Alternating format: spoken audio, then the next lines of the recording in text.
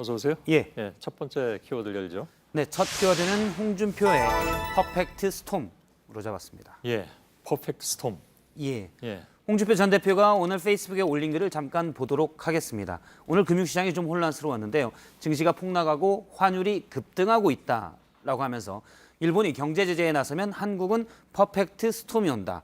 유튜브를 통해 이미 1월부터 경고했다라고 얘기를 했습니다. 예, 퍼펙트 스톰은 원래 작아 보이던 두 태풍이 만나면 대형 폭풍으로 발전할 수도 있다라는 기상학에서 나온 얘기인데요. 예. 경제학에서는 크고 작은 일들이 겹치면서 대형 경제 위기가 올 수 있다는 말로 해석이 되고 있습니다. 예. 물론 일본의 수출 제한 조치가 이 크고 작은 일 중에 하나일 수는 있지만 마치 오늘 금융시장 혼란이 순전히 한일 갈등 때문에 왔다라고 오해될 수도 있습니다. 예.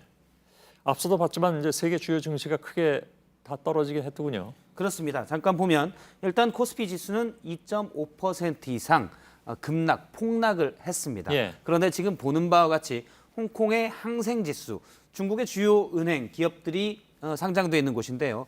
2.8% 이상 떨어졌고요. 일본의 니케이 지수도 2% 가까이, 상해 종합주가지수도 큰 폭으로 떨어졌습니다. 예. 아시아 주요 증시가 거의 다 폭락을 했는데요. 이는 사실 미국과 중국의 관세를 통한 무역 분쟁 때문이다라는 게 시장 전문가들의 공통적인 해석입니다. 예. 한일 갈등이 주요 원인인 것은 아니고요.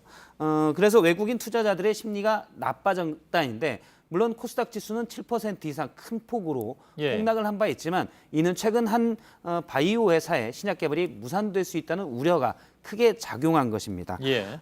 우리나라의 오늘 하락폭이 상대적으로 조금은 더 크다고 볼 수 있는데 이는 외국인들이 주로 주식을 팔았기 때문입니다. 외국인 순매도가 상당히 높았고요. 3천억 원 이상 팔았는데 이는 원달러 환율이 우리나라가 오를 것이다.